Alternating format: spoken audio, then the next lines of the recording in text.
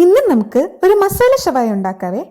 കഴിഞ്ഞിടയ്ക്ക് Instagram scroll ചെയ്ത് പോയപ്പം കണ്ടാണ് ഈ റെസിപ്പി. എന്നാൽ ട്രൈ ചെയ്തേക്കാം ഞാനൊന്ന് വിചാരിച്ചു. 900 grams വരുന്ന ഒരു ഫുൾ ചിക്കൻ ആണ് ഞാൻ ഇതിന് വേണ്ടിയിട്ട് എടുത്തിരിക്കുന്നത്. ആദ്യം നമ്മൾ മാരിനേഷൻ ഉണ്ടാക്കാനായി ഒരു മിക്സിയുടെ ജാർ എടുത്ത് അതിലേക്ക് 5-6 അല്ലി വെളുത്തുള്ളി, ഒരു സവോള, ഒരു ചെറിയ തക്കാളി ക്യൂബായിട്ട് അരിഞ്ഞത്, പിന്നെ മല്ലിയില എന്നിവ ഇടുക. അതിന്റെ കൂടെ നമ്മൾ 15 മിനിറ്റ് കുതിർത്ത് വെച്ചിരുന്ന വറ്റൽമുളകും ആ വെള്ളം കൂടെ അതിലേക്ക് ഒഴിക്കണം. പിന്നെ അതിലേക്ക് ഒരു ചെറിയ ലെമൺ സ്ക്യൂസ് ആക്കി ഒഴിക്കുക. എന്നിട്ട് ഇത് അത്യാവശ്യം നല്ലൊരു പേസ്റ്റ് ആയിട്ട് നമുക്ക് അരച്ചെടുക്കണം. നന്നായി എരിഞ്ഞു വരുമ്പോൾ നമ്മൾ ക്ലീൻ ആക്കി വെച്ചിരുന്ന ചിക്കനിലേക്ക് ഈ അരപ്പ് ഒഴിക്കുക. എന്നിട്ട് ഇതിലേക്ക് മസാലപ്പൊടികളായിട്ടുള്ള ഗരം മസാല, കുരുമുളക് പൊടി, കുറച്ച് മല്ലിപ്പൊടി എന്നിവ ചേർക്കുക.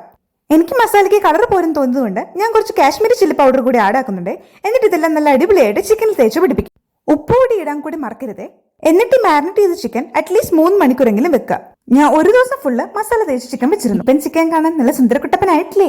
ഇനി അടുത്ത പരിപാടി, നമ്മുടെ ഒരു കുക്കർ എടുത്ത് അതിലേക്ക് ചിക്കനും മസാലയും എല്ലാം കൂടെ ഒഴിച്ച് 3-4 വിസിൽ വരുന്നിടം വരെ വേവിക്കുക. ഐഷ്, കിടക്കണ കിടപ്പ് കണ്ടാ അടിപൊളിയായിട്ടില്ലേ? ഇനി നമുക്ക് ചിക്കൻ ഫ്രൈ ആക്കണം. അതിൻ്റെ ഒരു പാൻ എടുത്ത് അതിലേക്ക് കുറച്ച് എണ്ണ മാത്രം ഒഴിച്ച് നമ്മുടെ ഈ ചിക്കൻ കുട്ടനെ എടുത്ത് അതിലേക്ക് കടത്തുക. ചെറിയ ചെറിയ പൊട്ടിത്തെറികളൊക്കെ ഉണ്ടാവുമെങ്കിലും അതൊന്നും കാര്യമാക്കണ്ട. ഒരു സൈഡ് മുരിഞ്ഞു വരുമ്പോൾ നമ്മളത് മറിച്ചിട്ട് കൊടുക്കണം. You should be very careful.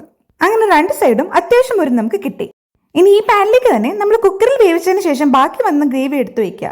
ഇതിനി അത്യാവശ്യം നല്ല രീതിക്ക് തന്നെ വറ്റി വരണം. ഇത് വറ്റി വരുമ്പോഴേക്ക് നമ്മൾ വറുത്ത് വെച്ചിരുന്ന ചിക്കൻ കുട്ടനെ എടുത്ത് അതിലേക്ക് ഒഴിക്കുക. എന്നിട്ട് അതിനകത്ത് തിളച്ചു വന്ന ഗ്രേവി അതിന്റെ മുകളിലേക്ക് ഇങ്ങനെ ഓരോന്നായിട്ട് ഒഴിച്ചു കൊടുക്കുക.